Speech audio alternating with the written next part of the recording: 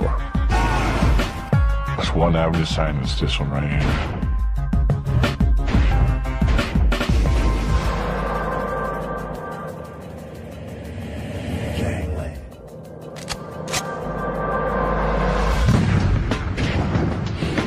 Los Angeles,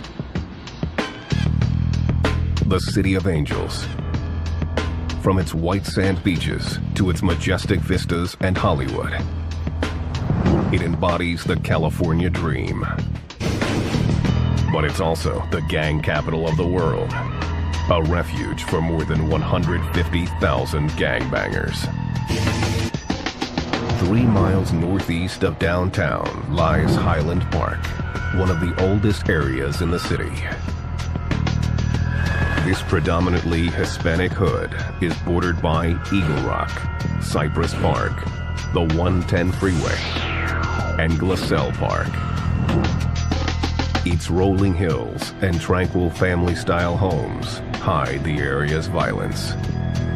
It looks nice, you know, the tree-lined little narrow streets look beautiful.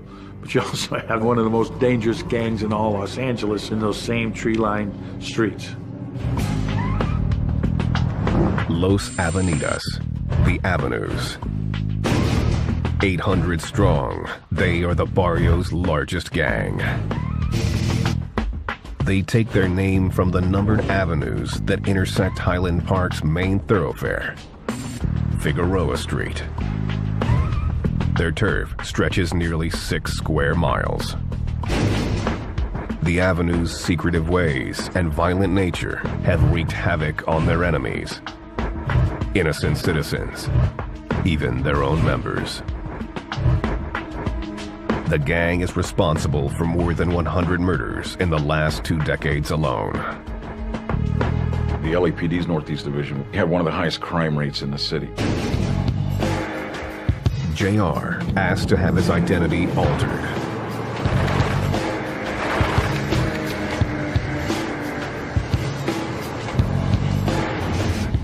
In 1988, after being jumped into the avenues, he rose quickly through the ranks. We had guys who knock you out in a heartbeat. We had guys who will shoot you in a heartbeat. We had guys who would stab you in a heartbeat. We had guys that took care of business. JR was 15 years old when he and his group of friends killed for the first time. A few of us went for a walk to the store, and on the way back we ran into this guy that was preaching to us. He was all drunk and saying stuff, and we told him to get lost, and he threw a sign at us. We went back and we beat him, stabbed him to death. He and his friends were never arrested for the murder.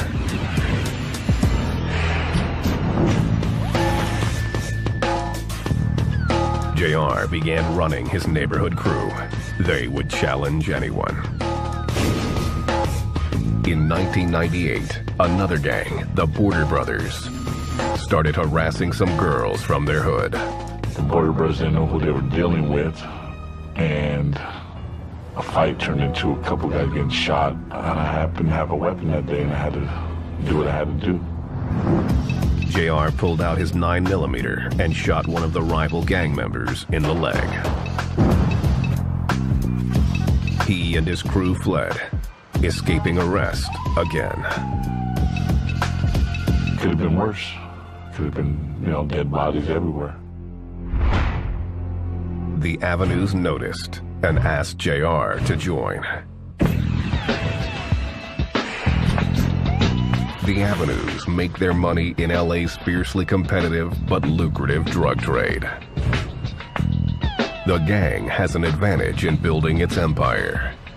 Their maze-like territory is the key to their success. A lot of the streets there in that area and avenues lend themselves to narcotics dealing because they're dead-end streets. The Avenues protect their business from rival gangs like Cypress Park and the Border Brothers by any means necessary. Someone comes in, you gotta do what you gotta do, whether it's gang members, whether it's somebody making a wrong turn, you gotta take care of business.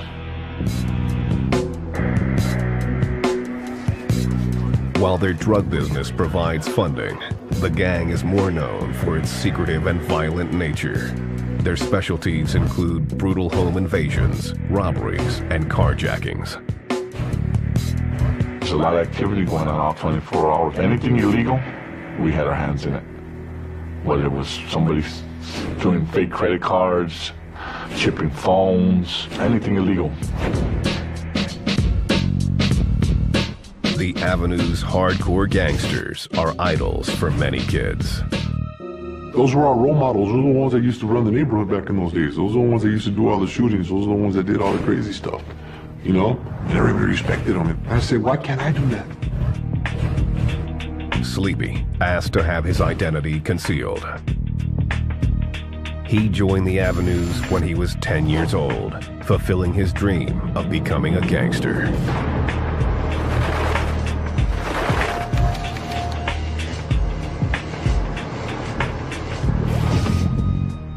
By 12, he began carrying out hits with the gang. We were going through alleys and shooting dudes from Highland Park, shooting dudes from Cypress Park, you know, throwing cocktails through people's houses. It was just like a thing to do. The lifestyle gave Sleepy purpose. He became a loyal soldier, embracing the gang's violent and secretive culture. Gangbanging was better than drugs. There was no better rush than that. The Avenues were the love of my life. It didn't matter what time they called me, I'd be there. Avenues comes first, and that's who we were. The world JR and Sleepy joined was a bloody brotherhood with only 2 ways to the top. If you can make them some money, you're gonna move up quick. If you're a good murderer, if you kill people for them, you're gonna move up quick. Basically, make money or kill people. That's how you move up fast. Even innocent bystanders can fall prey to Los Avenidas.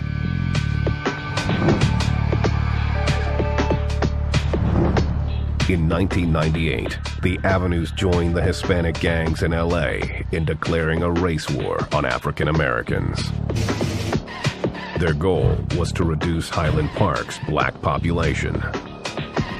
There's 500 Hispanic gang operating in Los Angeles, but the Avenues were one of the ones in particular that took this hate message to heart and then began attacking African Americans on the street. The Avenues went on a killing spree, callously murdering 3 black men who were in their neighborhood. The Avenues felt so comfortable in their own community, they didn't wait for the cover of darkness to commit some of their crimes. They did it in broad daylight. You come into Avenues territory, which has always been our stronghold. When it ensues, it's violence. You know, people are gonna get murdered. A white sugarcoat, you know. There's one, whether he's selling drugs or not, just he's black. The bloodshed was fueled not only by racial hatred, but by the battle for lucrative drug turf.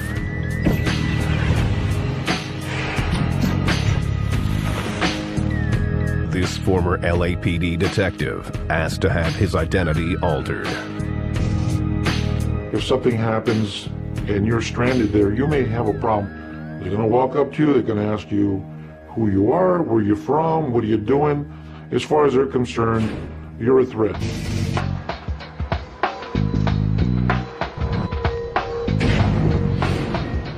September 17th, 1995, 2 a.m. 25-year-old Timothy Stone left a barbecue in Glassell Park with his girlfriend, her brother, and 2 children. They started towards their Cypress Park home. While driving, Stone tried to take a shortcut and turned onto a narrow, winding road that came to a dead end. Locals knew the street as the Avenue of the Assassins. As Stone neared the dead end, he found 20 Avenues who just happened to be waiting to ambush a rival. There was a Cypress Park gang previous that day had been driving through there shooting at the guys. So they were out there with their guns waiting just in case they came back. Stone tried to turn around, only to find himself trapped. Gang members blocked his exit with garbage cans and other debris. In a panic, Stone accelerated through the barricade as the Avenues opened fire.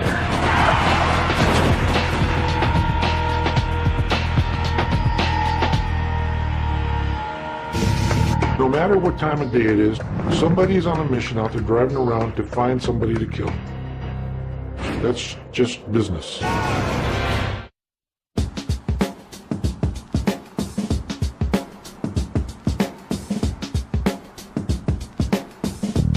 Los Angeles.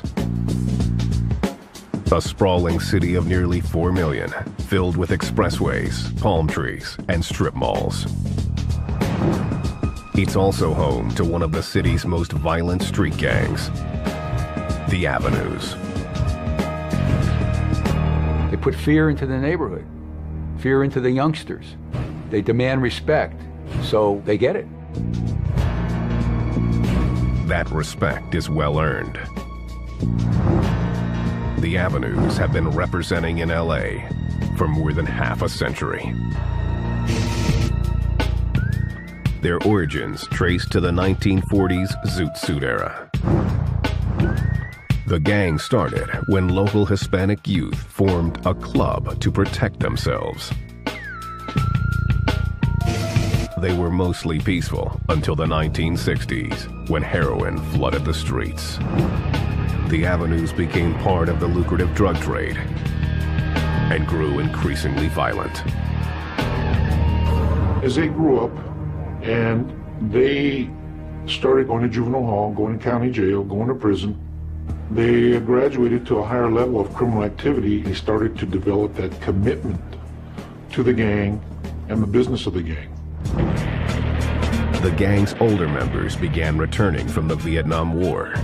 They came back with deadly skills and unique insight into America's booming illegal drug trade. The Avenues began putting that knowledge to use when a rival gang, Cypress Park, formed nearby in 1969. The two gangs went to war over lucrative drug turf as narcotic sales exploded. They turned even more deadly in the 1980s when crack hit the streets. The AKs came in, the AR-15s. As the 80s progressed, it was gangbanging. Shootings were everyday occurrence. JR was raised by a single mom on Division Street, the heart of the Avenues territory. They were known as tough guys, you know, nobody messed with them. That was the intriguing part of it. He was exposed to the reality of gang life on the playground. A neighbor's father, who was a gang member, took us to a park, and they were playing football. And a rival gang, Cypress Park, came by, shot off the freeway and shot into the football game. And two guys ended up getting killed. To protect themselves, JR and his boys decided to form their own gang. They developed ruthless reputations. We were called the Insane Ones. We were known for fighting. It wasn't long before the Avenues noticed. They approached us and said, hey, it's the Avenues, either join us or break up. We did the smart thing and joined. The Avenues were at war with rival gangs Highland Park and Cypress Park. The gang was known to cross into enemy turf to provoke a fight. And JR was eager to be a part of it. We'd walk or we'd drive through here looking for guys, rival gang members. On any given day, you could find them hanging out in these alleys, and that's how you got one. If you really wanted to find them, you just come walk down this alley, and they'd come out and be a shootout. You needed to have a gun. If you were in the neighborhood, you needed to pack a gun. That was known to. If rival came, shoot at them. I knew if how to turn it up a notch when it came time to. The Avenues' membership was growing and numbered 500 by the mid-80s. The gang had become a legacy for some families.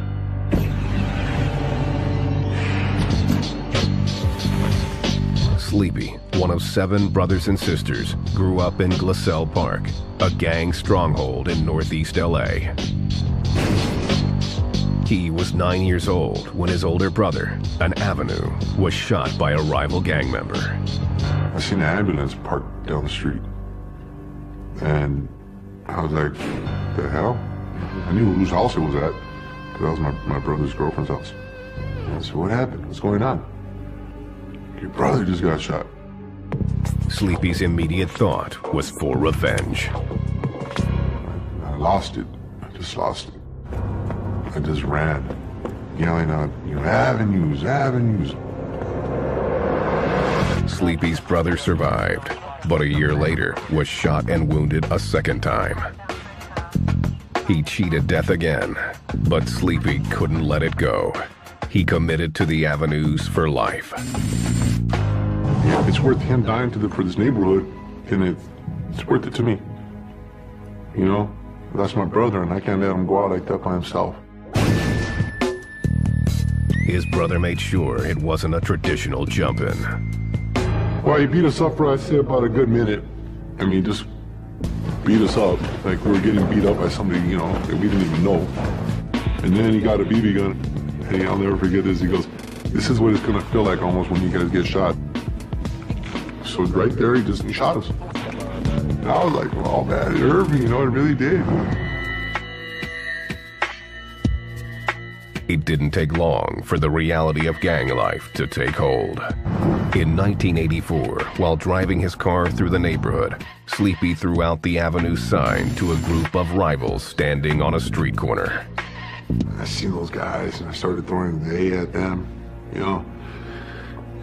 I didn't think they were going to get in the car and chase me. Moments later, he stopped at a red light, only to find he was blocked in by 3 other cars. So all I remember is this guy coming out, from the window, from the passenger, and he goes, Cypress Park. And I go, Cypress Park. This is the Avenues, man. And he started shooting at me. So I just put my hand over my head, I went like this, and I went down. I felt the bullet hit my hand, but that hit me in the head. Sleepy walked away with a scar and a new thirst for blood. There was no stopping me. I wanted to die. I didn't care.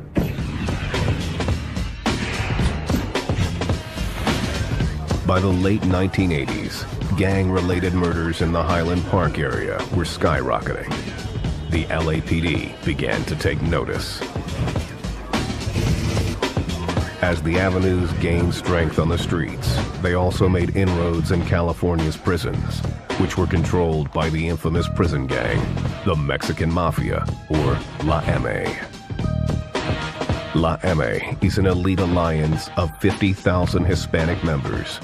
The coalition is controlled by a board of the highest-ranking leaders, known as carnals.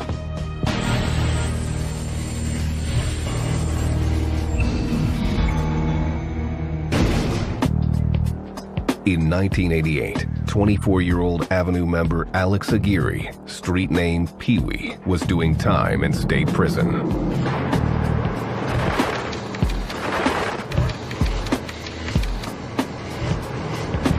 Alex comes from a family of Mexican Mafia members, associates, and drug dealers. He was schooled at a very early age on how to be a drug dealer.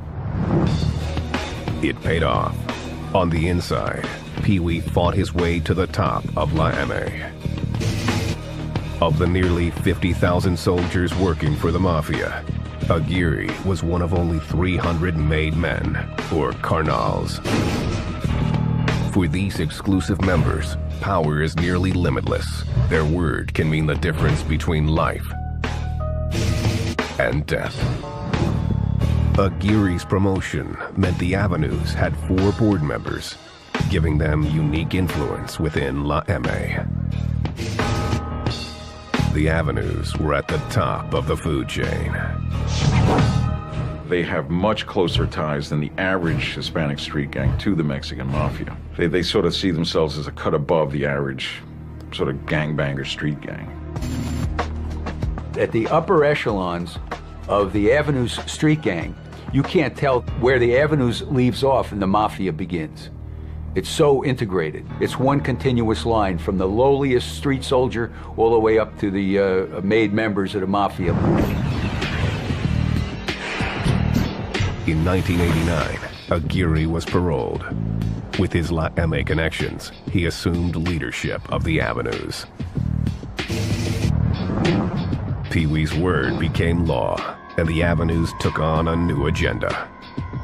Alex Aguirre comes out of prison, starts establishing that this is his territory. He's part of the Mexican Mafia now. It became more about the money than gangbanging. The Avenues aligned themselves even more closely with the Mexican Mafia and began to cut them in on their drug trade. In 1992, a message went out to all the other Hispanic street gangs operating in Southern California. They needed to pay the Mexican Mafia, or it was war. With the Avenues leading the way, most of the gangs complied, agreeing to kick drug money to La M. It really wasn't until that major policy initiative in the early 90s where you actually saw a two-way connection, where the street gangs identified heavily with the Mexican Mafia, and the Mexican Mafia, in turn, had control on these street gangs. The Avenues began to turn LA into the crack capital of America. This is one of the spots I used to come pick up money for Alex and for our crew. Aguirre appointed crew leaders to collect from dealers. JR became one of the chosen. When we, about 3-4 guys, drive up, go to the back, the big guys are right here, his little gang members hanging out right here, keeping point. I go back to get the money and get on. If they didn't pay, we'd shut them down. We'd take their drugs, their money, assault them. There's plenty of times I pulled out my gun just to show that I was packing a gun, show them I had something with me.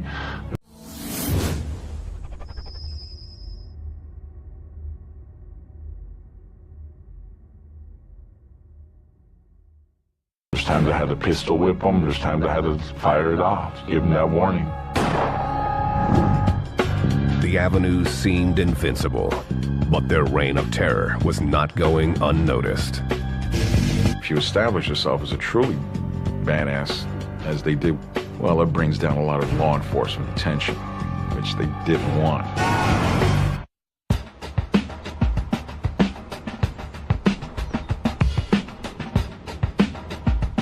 Los Avenidas. In LA, they control Highland Park with an iron fist. Here, on the winding dead-end streets, this narrow 3-block strip stands out as the most violent. Drew Street. This is Drew Street, one of the most notorious parts of Los Angeles. This place was a 24-hour drug mart. Gas meter readers wouldn't come here. The only reason we're able to be here at all is because about 4 months ago, the police and federal law enforcement officers did this massive raid on this street.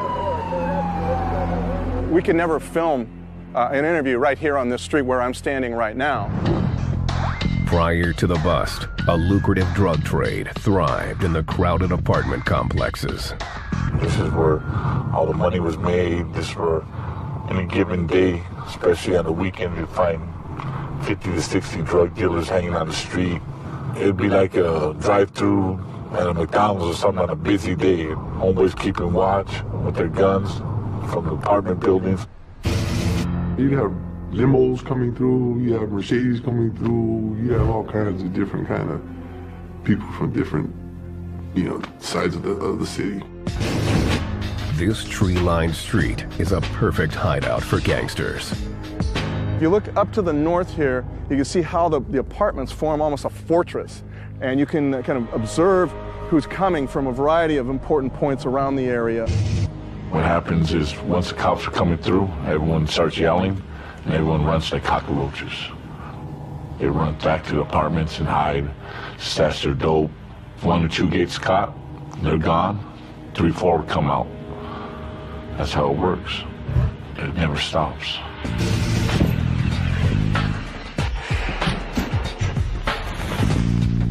The avenues are divided into cliques. The Cypress Avenues are considered the originals, followed by the 43rd Avenues, Avenues 57, Division Street, Drew Street, and the Assassins. They all live by a unique code that starts with their ink. Most of the gang members have a skull with a fedora and a fur coat. That's Avenue's tattoo. The skull is also drawn with a bullet hole in the temple, or with the numbers 1 and 3 in the eyes. The number 13 represents the 13th letter of the alphabet, M. It's a nod to the Mexican Mafia, La M. The avenues fly the color blue, like most Hispanic gangs in LA. And they represent by sporting Dodgers gear. They like to wear the LA Dodgers hat because the symbol is LA. And LA can also stand for Los Avenidas. The code of conduct isn't just about the avenue's pride. The gang's members are expected to make money running drugs. Disobeying authority or skimming drugs is punishable by thrashings they call beatdowns. Senior gang members frequently dole them out at secret weekly meetings in 57th Park. And we usually had our Sunday meetings right here at the park. Would be about 100, 150 of us right here. Whoever needed to be regulated or checked, take them down here for a beat down. Sometimes it turned out worse. Sometimes it turned into a stabbing. Sometimes it would be a shooting. Major offenses, such as falsely claiming to be an avenue, can result in death. One day this guy shows up here with the avenue skull tattooed on him and he wasn't even jumped in. So the homies decided that he needed to be taught a lesson. So they grab a knife, walk up to him and slice his throat real quick, but that's how we had to do it, you know. They came in and they went from the neighborhood and came in representing when they weren't supposed to. They got taught a lesson. A gang member caught snitching might pay for it with his life. The gang calls dealing with this type of offense cleaning up the books.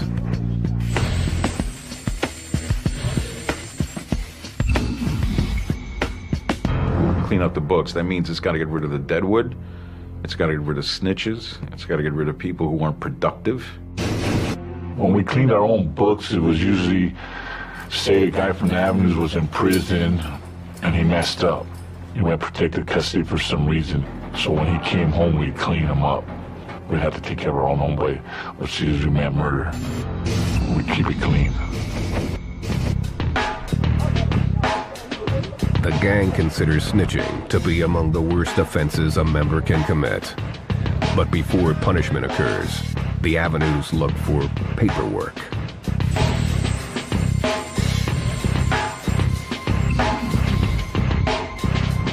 Paperwork is any proof by either a court document or an interview or any kind of written proof.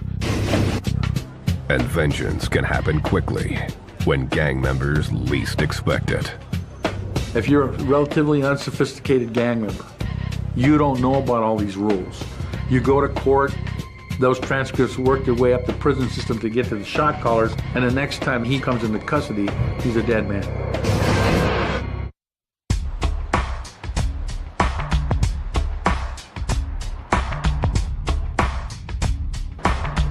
The Avenues, one of the largest gangs in Los Angeles, have strict rules to keep their soldiers in line.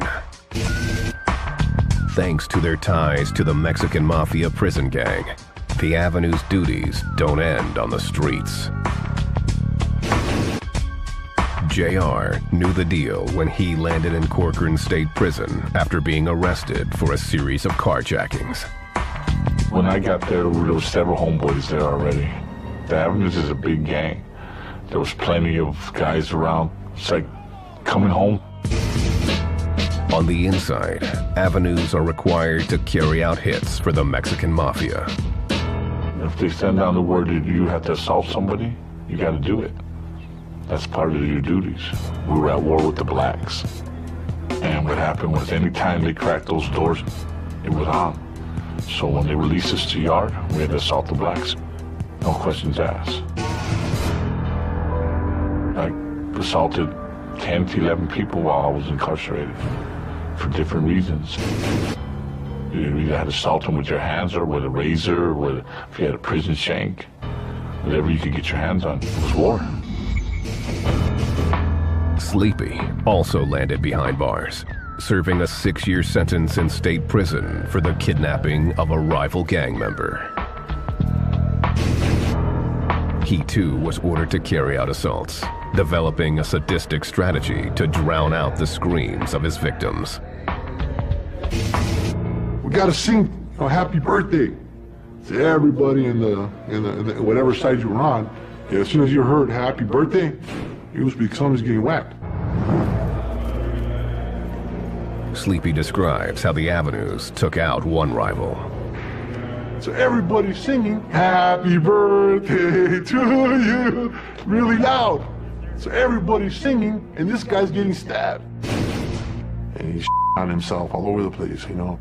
That's how bad the fear of God is put into you. Those who don't recognize the Avenue's power always pay a high price. September 17th, 1995, 2 a.m. 25-year-old Timothy Stone, his girlfriend, her brother, and 2 children had made a wrong turn onto Isabel Street, which came to a dead end in Avenue's territory. They came down this alley. It was nighttime. So in this area here, they encountered a bunch of gang members. The Avenues, lying in wait for a rival gang, showed no mercy to Stone and his passengers. They start backing their vehicle up basically like I'm doing. The gang members get behind the car and try to block it with trash cans and other debris. Stone accelerated through the barricade as 3 Avenue members opened fire. He was immediately struck in the back. 2-year-old Joseph Coonan was hit in the foot. His 3-year-old sister Stephanie was struck by a bullet while sitting in her car seat. She was killed instantly. The others survived, but the 3-year-old's killing gained national attention. This particular murder kind of galvanized the city, and it caused a tremendous amount of public outcry. It is characterized as the wrong way murder. The murder prompted former President Bill Clinton to speak out against the Avenues. A family took one wrong turn, and because they were in the wrong place, gang members felt they had the right to shoot at them and take their lives, kill an innocent child.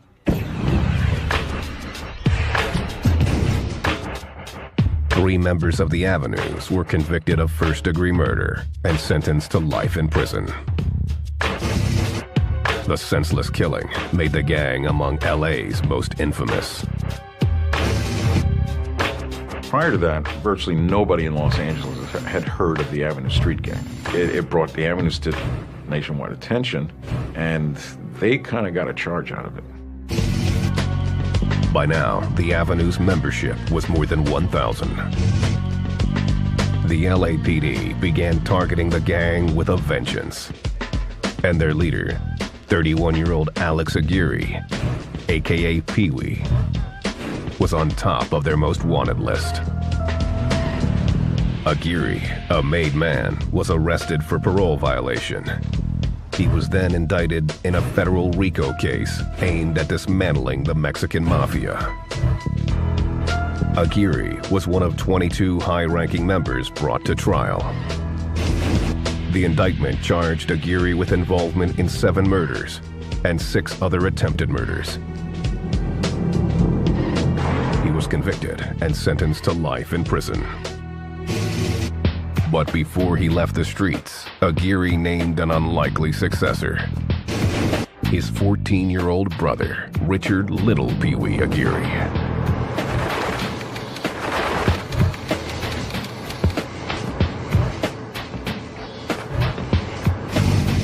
Very young at the time. I think he was like 14 years old, running a major drug enterprise on behalf of the Mexican mafia, which is unheard of.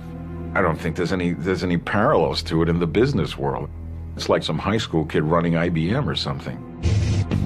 In the mid-90s, a violent power struggle emerged within the avenues as a result of Aguirre's decision. Some of the older guys didn't really like Richie and his new group of guys he had. The younger guys kind of took charge. Alex wasn't there to monitor it firsthand. Many members resented taking orders from the teenaged Richie, who was half their age. How am I gonna listen to little punk? How the hell am I gonna listen to you? The only reason I didn't hurt him was because of his brother. Because either way, if you hurt him, it's his brother. Blood is blood. Little Pee Wee knew he had to gain the gang's respect, and there was only one way to do it. Little Richie took the initiative and stepped it up. He tried to prove himself right away. We would see little Richard Aguirre come out and ride his bicycle up and down the street like a normal kid his age. But in fact, we know that he would also be on the phone, cell phone, ordering murder, drug dealing, and all these other functions that Mexican mafia shot callers would order. In his first year in power, Richie orchestrated 3 brutal murders.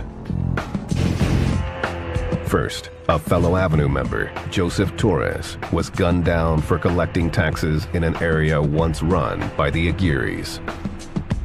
Next, a reputed drug dealer was killed for refusing to pay drug taxes. Then, rival gang member Raul Rodriguez was shot and killed for snitching on an avenue. The brazen hits got Little Pee Wee noticed by police. I think those 3 homicides were indications of a certain level of immaturity. There were people who could have done a much better job of maintaining the business of avenues without attracting that level of attention. Authorities began building a painstaking case against Richie by gathering evidence from some unlikely sources. Snitches. Things are going smooth until the government steps in and people start wearing wires. Times are changing.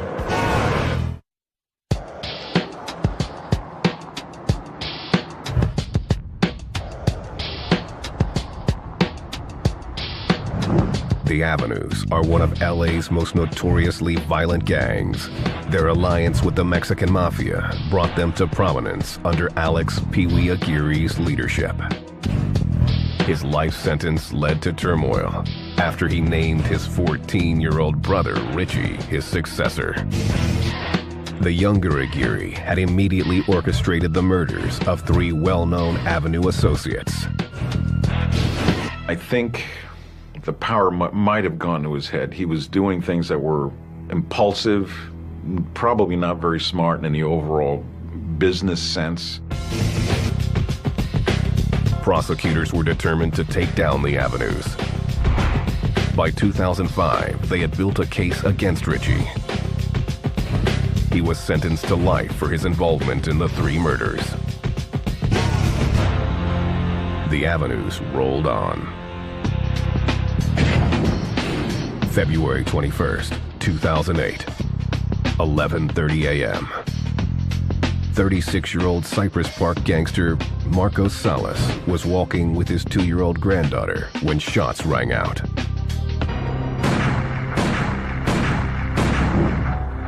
The Avenues, they did a drive-by on him, they shot him, killed him.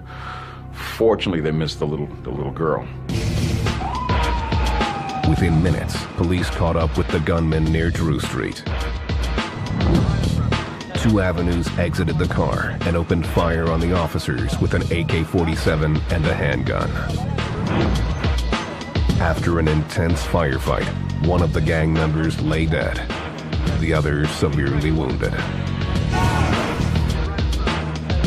It was the final straw for federal investigators who had been working closely with local police for months. The city, in conjunction with the LAPD, finally made the decision to clean out Drew Street. In June, more than 500 law enforcement agents descended on the avenues in the largest gang takedown in recent memory. They arrested 46 people, 28 of whom had been named in a federal RICO indictment against the gang. The massive raid has sent the secretive avenues into hiding, but their lucrative drug operation seems to be unaffected.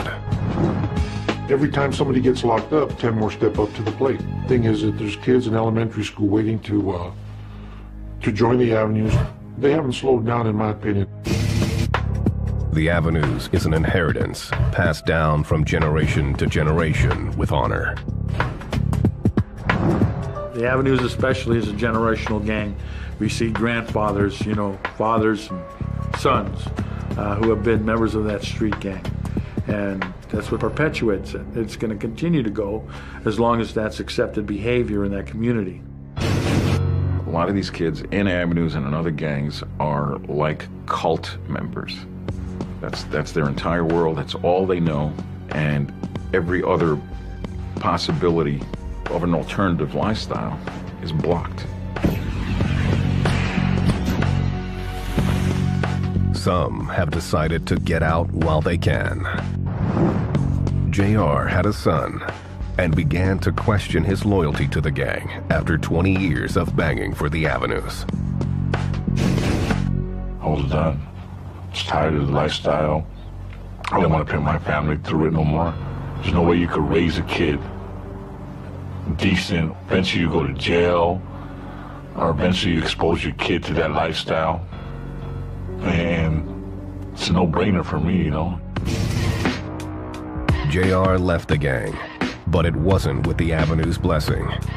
He now has a price on his head for turning his back. Big adjustments in life. It changed, 20 years of living like that. You always got to worry about your enemy coming. Sleepy's wake-up call was a friend's life sentence to prison. He told me, "Are you going to make the same mistake I made?" I go,